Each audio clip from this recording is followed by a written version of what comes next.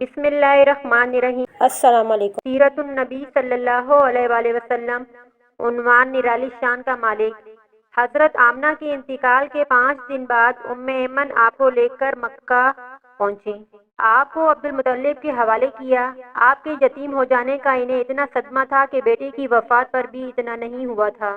عبد المطلب کے لیے کعبہ کے سائے میں ایک قالین بچھایا جاتا تھا، وہ اس پر بیٹھا کرتے تھے۔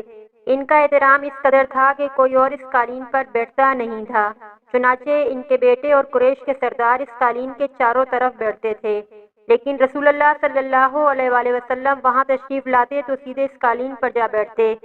اس وقت آپ ایک تندرست لڑکے تھے، آپ کی عمر 9 سال کے قریب ہو چلی تھی۔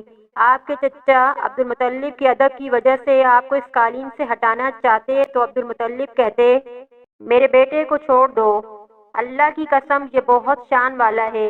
پھر وہ آپ کو محبت سے اس فرش پر بٹھاتے، آپ کی کمر پر شفقت سے ہاتھ پھیرتے، آپ کی باتیں سن سن کر حد درجے خوش ہوتے رہتے۔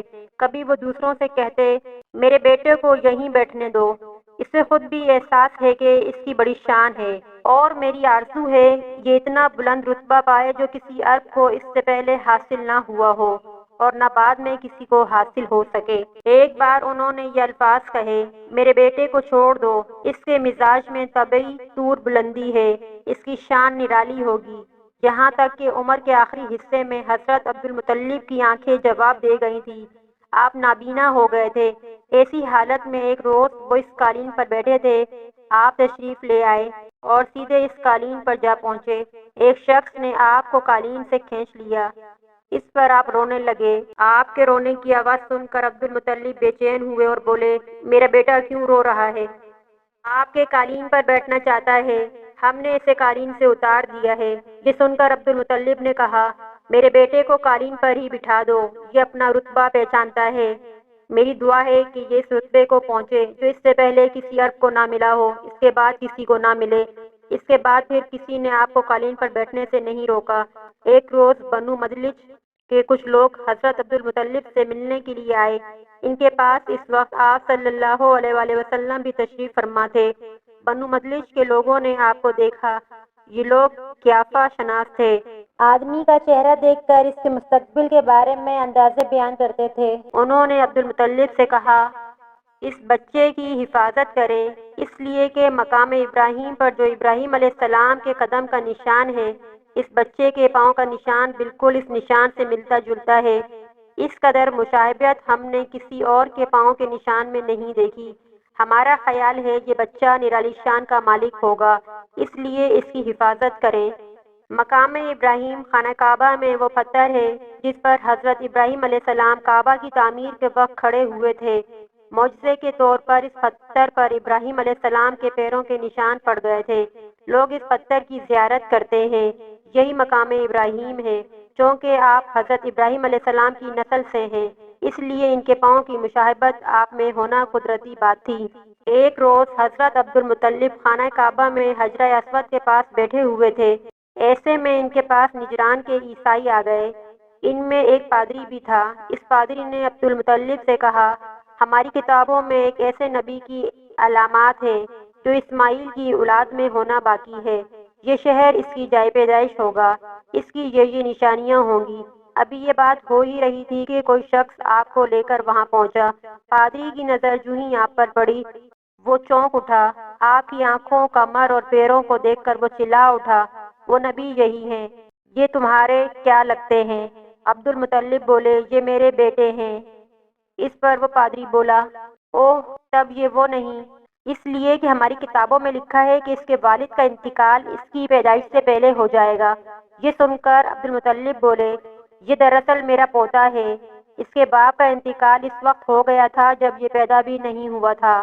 اس پر پادری بولا، ہاں یہ بات ہوئی نا، آپ اس کی پوری طرح حفاظت کریں۔ عبد المطلب کی آپ سے محبت کا یہ عالم تھا کہ کھانا کھانے بیٹھتے تو کہتے، میرے بیٹے کو لے آؤ۔ آپ تشریف لاتے تو عبد المطلب آپ کو اپنے پاس بٹھاتے، آپ کو اپنے ساتھ کھلاتے۔ بہت زیادہ عمر والے ایک صحابی حیدر بن معاویہ رضی اللہ تعالیٰ عنہ کہتے ہیں، میں ایک مرتبہ اسلام سے پہلے جاہلیت کے زمانے میں حج کے لیے مکہ معظمہ گیا۔ وہاں بیت اللہ کا طواف کر رہا تھا۔ میں نے ایک ایسے شخص کو دیکھا جو بہت بوڑھا اور بہت لمبے قد کا تھا۔ وہ بیت اللہ کا طواف کر رہا تھا اور کہہ رہا تھا، اے میرے پروردگار، میری سواری کو محمد کی طرف پھیر دے اور میرا دست و بازو بنا دے۔ میں نے اس بوڑھے کو یہ شعر پڑھتے سنا تو لوگوں سے پوچھا، یہ کون ہے؟ لوگوں نے بتایا، یہ عبد المطلب بن ہاشم ہیں۔ انہوں نے اپنے پوتے کو اپنے ایک اونٹ کی تلاش میں بھیجا ہے۔ وہ اونٹ گم ہو گیا ہے اور وہ پوتا ایسا ہے، جب بھی کسی گمشدہ چیز کی تلاش میں اسے بھیجا جاتا ہے وہ چیز لے کر ہی آتا ہے۔ پوتے سے پہلے یہ اپنے بیٹوں کو اس اونٹ کی تلاش میں بھیج چکے ہیں لیکن وہ ناکام لوٹ آئے ہیں۔ اب چونکہ پوتے کو گئے ہوئے دیر ہو گئی ہے اس لیے پریشان ہیں اور دعا مانگ رہے ہیں۔ تھوڑی ہی دیر گزری کہ میں نے دیکھا کہ آپ صلی اللہ علیہ وآلہ وسلم اونٹ کو لے کر تشریف لا رہے ہیں۔ عبد المطلب نے آپ کو دیکھ کر کہا، میرے بیٹے، میں تمہارے لیے اس قدر فکر مند ہو گیا تھا کہ شاید اس کا اثر کبھی میرے دل سے نہ جائے۔ عبد المطلب کی بیوی کا نام رقیہ بنت ابو سیفی تھا۔ وہ کہتی ہیں، قریش کئی سال سے سخت قحط سالی کا شکار تھے، بارشیں بالکل بند تھی، سب لوگ پریشان تھے۔ اسی زمانے میں میں نے ایک خواب دیکھا۔ کوئی شخص خواب میں کہہ رہا تھا، اے قریش کے لوگوں، تم میں سے ایک نبی ظاہر ہونے والا ہے، اس کے ظہور کا وقت آ گیا ہے، اس کے ذریعے تمہیں زندگی ملے گی، یعنی خوب بارشیں ہوں گی، سرسبزی اور شادابی ہوگی۔ تم اپنے لوگوں میں سے ایک ایسا شخص تلاش کرو جو لمبے قد کا ہو، گورے رنگ کا ہو، اس کی پلکیں گھنی ہوں، بھویں اور آئیبرو ملے ہوئے ہوں۔ وہ شخص اپنی تمام اولاد کے ساتھ نکلے اور تم میں سے ہر خاندان کا ایک آدمی نکلے، سب پاک صاف ہو اور خوشبو لگائیں۔ وہ حجر اسود کو بوسہ دیں، پھر سب جبل ابو قیس پر چڑھ جائیں۔ پھر وہ شخص جس کا حلیہ بتایا گیا ہے آگے بڑھے اور بارش کی دعا مانگے اور تم سب آمین کہو تو بارش ہو جائے گی۔ صبح ہوئی تو رقیہ نے اپنا یہ خواب قریش سے بیان کیا۔ انہوں نے ان نشانیوں کو تلاش کیا تو سب کی سب نشانیاں انہیں عبد المطلب میں مل گئیں۔ چنانچہ سب ان کے پاس جمع ہوئے، ہر خاندان سے ایک ایک آدمی آیا۔ ان سب نے شرائط پوری کی۔ اس کے بعد سب ابو قیس پہاڑ پر چڑھ گئے۔ ان میں نبی کریم صلی اللہ علیہ وآلہ وسلم بھی تھے۔ آپ اس وقت نوعمر تھے۔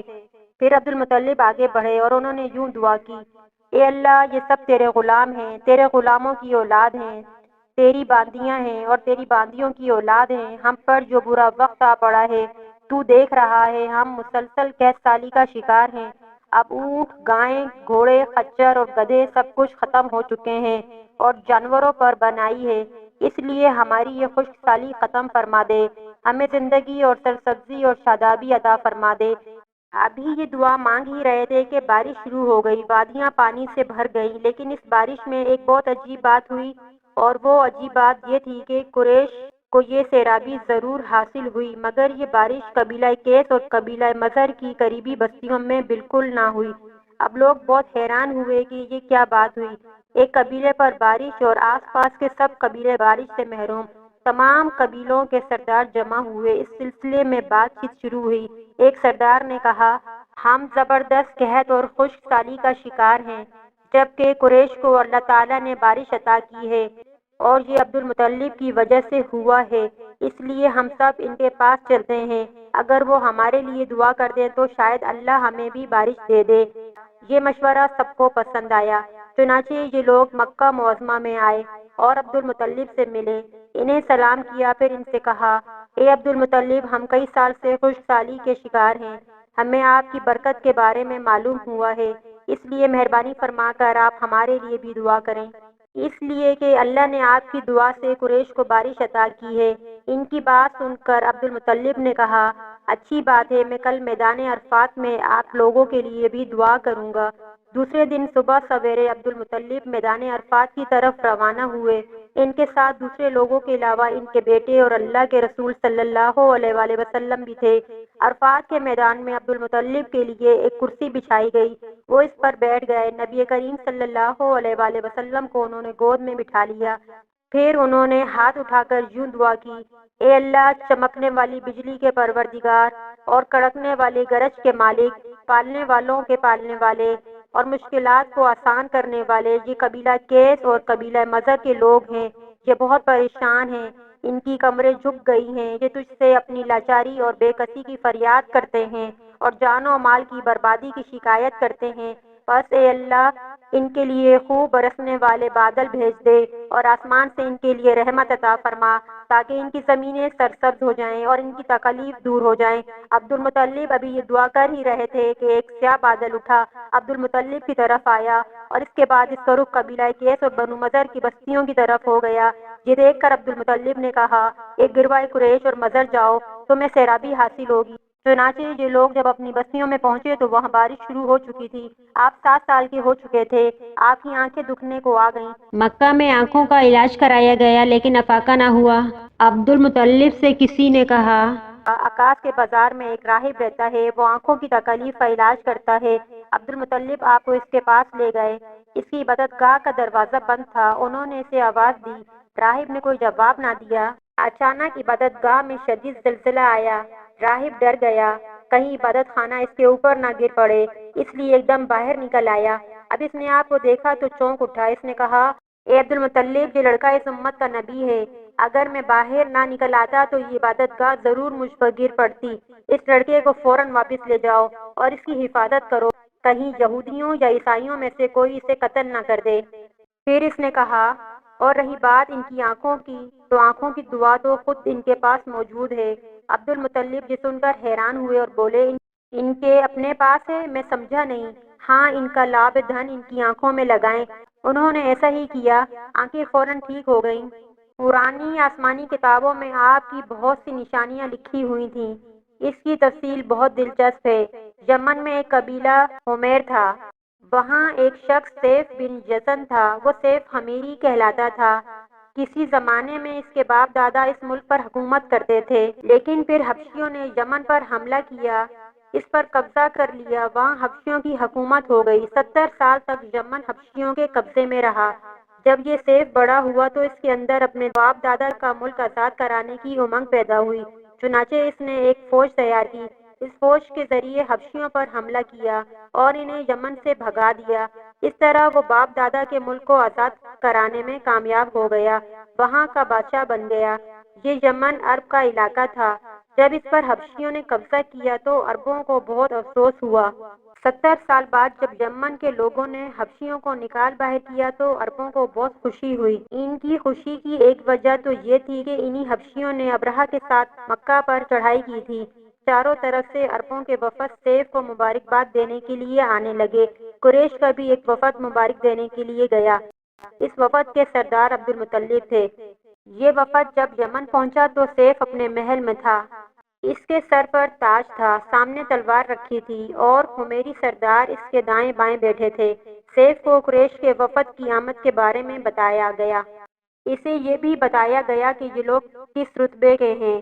اس نے ان لوگوں کو آنے کی اجازت دے دی۔ یہ وفد دربار میں پہنچا۔ عبد المطلب آگے بڑھ کر اس کے سامنے جا کھڑے ہوئے۔ انہوں نے بات کرنے کی اجازت چاہی۔ سیف نے کہا، اگر تم بادشاہ کے سامنے بولنے کے آداب سے واقف ہو تو ہماری طرف سے اجازت ہے۔ تب عبد المطلب نے کہا، اے بادشاہ، ہم کعبہ کے خادم ہیں، اللہ کے گھر کے محافظ ہیں، ہم آپ کو مبارکباد دینے آئے ہیں۔ یمن پر حبشی حکومت ہمارے لیے بھی بوجھ بنی ہوئی تھی، آپ کو مبارک ہو۔ آپ کے اس کارنامے سے آپ کے بزرگوں کو بھی عزت ملے گی اور آنے والی نسلوں کو بھی وقار حاصل ہوگا۔ سیف ان کے الفاظ سن کر بہت خوش ہوا، بے اختیار بول اٹھا، اے شخص، تم کون ہو؟ کیا نام ہے تمہارا؟ انہوں نے کہا، میرا نام عبد المطلب بن ہاشم ہے۔ سیف نے ہاشم کا نام سن کر کہا، تب تو تم ہماری بہن کے لڑکے ہو۔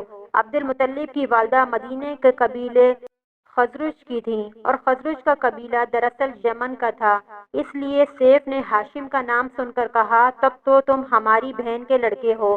پھر اس نے کہا، ہم آپ سب کو خوش آمدید کہتے ہیں، آپ کے جذبات کی قدر کرتے ہیں۔ اس کے بعد قریش کے وفد کو سرکاری مہمان خانے میں ٹھہرایا گیا۔ ان کی خوب خاطر مدارت کی گئی، یہاں تک کہ ایک ماہ گزر گیا۔ ایک ماہ کی مہمان نوازی کے بعد سیف نے انہیں بلایا۔ عبد المطلب کو اپنے پاس بلا کر اس نے کہا، اے عبد المطلب، میں اپنے علم کے پوشیدہ رازوں میں سے ایک راز تمہیں بتا رہا ہوں، تمہارے علاوہ کوئی اور ہوتا تو میں ہرگز نہ بتاتا۔ تم اس راز کو اس وقت تک راز ہی رکھنا جب تک کہ خود اللہ تعالیٰ اس راز کو ظاہر نہ فرما دے۔ ہمارے پاس ایک پوشیدہ کتاب ہے، وہ پوشیدہ رازوں کا خزانہ ہے، ہم دوسروں سے اس کو چھپا کر رکھتے ہیں۔ میں نے اس کتاب میں ایک عظیم الشان خبر اور ایک بڑے خطرے کے بارے میں پڑھ لیا ہے، اور وہ کہ آپ کے بارے میں ہے۔ عبد المطلب یہ سن کر حد درجے حیرت زدہ ہوئے اور پکار اٹھے، میں سمجھا نہیں، آپ کہنا کیا چاہتے ہیں؟ سنو عبد المطلب، جب تہامہ کی وادی یعنی مکہ میں ایسا بچہ پیدا ہو جس کے دونوں کندھوں کے درمیان بالوں کا گچھا یعنی مہر نبوت ہو تو اسے امامت اور سرداری حاصل ہوگی، اور اس کی وجہ سے تمہیں قیامت تک کے لیے اعزاز ملے گا، عزت ملے گی۔ عبد المطلب نے یہ سن کر کہا، اے بادشاہ، اللہ کرے آپ کو بھی ایسی خوش بختی میسر آئے۔ آپ کی غیبت مجھے روک رہی ہے، ورنہ میں آپ سے پوچھتا کہ اس بچے کا زمانہ کب ہوگا۔ بادشاہ نے جواب میں کہا، یہی اس کا زمانہ ہے، وہ اسی زمانے میں پیدا ہوگا، یہ پیدا ہو چکا ہے، اس کا نام محمد ہوگا۔ اس کی والدہ کا انتقال ہو جائے گا، اس کے دادا اور چچا اس کی پرورش کریں گے۔ ہم بھی اس کے آرزو مند رہے کہ وہ بچہ ہمارے ہاں پیدا ہو۔ اللہ تعالیٰ اسے کھلے عام ظاہر فرمائے گا، اور اس کے لیے ہم میں سے یعنی مدینے کے قبیلے خزرج میں اس نبی کے مددگار بنائے گا۔ ہم میں سے اس نے اس لیے کہا کہ خزرج اصل میں یمن کے لوگ تھے، ان کے ذریعے اس نبی کے خاندان اور قبیلے والوں کو عزت حاصل ہوگی، اور ان کے ذریعے ان کے دشمنوں کو ذلت ملے گی، اور ان کے ذریعے وہ تمام لوگوں سے مقابلہ کرے گا، اور ان کے ذریعے زمین کے اہم علاقے فتح ہو جائیں گے۔ وہ نبی رحمان کی عبادت کرے گا، شیطان کو دھمکائے گا، آتش کدوں کو ٹھنڈا کرے گا یعنی آگ کے پجاریوں کو مٹائے گا، بتوں کو توڑ ڈالے گا۔ اس کی ہر بات آخری فرمان ہوگی، اس کے احکامات انصاف والے ہوں گے۔ وہ نیک کاموں کا حکم دے گا، خود بھی ان پر عمل کرے گا، برائیوں سے روکے گا، ان کو مٹا ڈالے گا۔ عبد المطلب نے سیف بن یزن کو دعا دی، پھر کہا، کچھ اور تفصیل بیان کریں۔ بات ڈھکی چھپی ہے اور علامتیں پوشیدہ ہیں، مگر اے عبد المطلب، اس میں شبہ نہیں کہ تم اس کے دادا ہو۔ عبد المطلب یہ سن کر فوراً سجدے میں گر گئے، اور پھر سیف نے ان سے کہا، اپنا سر اٹھاؤ، اپنی پیشانی اونچی کرو، اور مجھے بتاؤ جو کچھ میں نے تم سے کہا ہے، کیا تم نے ان میں سے کوئی علامت اپنے ہاں دیکھی ہے؟ اس پر عبد المطلب نے کہا، ہاں، میرا ایک بیٹا تھا، میں اسے بہت چاہتا تھا۔ میں نے ایک شریف اور معزز لڑکی آمنہ بنت وہاب عبد المناف سے اس کی شادی کر دی۔ وہ میری قوم کے لیے انتہائی باعزت خاندان سے تھی۔ اس سے میرے بیٹے کے ہاں ایک لڑکا پیدا ہوا، میں نے اس کا نام محمد رکھا۔ اس بچے کا باپ اور ماں دونوں فوت ہو چکے ہیں، اب میں اور اس کے چچا ابو طالب اس کی دیکھ بھال کرتے ہیں۔ اب سیف نے ان سے کہا، میں نے تمہیں جو کچھ بتایا ہے وہ واقعہ اسی طرح ہے، اب تم اپنے پوتے کی حفاظت کرو، اسے یہودیوں سے بچائے رکھو، اس لیے کہ وہ ان کے دشمن ہیں۔ یہ اور بات ہے کہ اللہ تعالیٰ ہرگز ان لوگوں کو ان پر قابو نہیں پانے دے گا، اور میں نے جو کچھ آپ کو بتایا ہے اس کا اپنے قبیلے والوں سے ذکر نہ کرنا، مجھے ڈر ہے کہ ان باتوں کی وجہ سے ان لوگوں میں حسد اور جلن پیدا نہ ہو جائے۔ یہ لوگ سوچ سکتے ہیں یہ عزت اور بلندی آخر انہیں کیوں ملنے والی ہے؟ یہ لوگ ان کے راستے میں رکاوٹیں کھڑی کریں گے۔ اگر یہ لوگ اس وقت تک زندہ نہ رہے تو ان کی اولادیں یہ کام کریں گی۔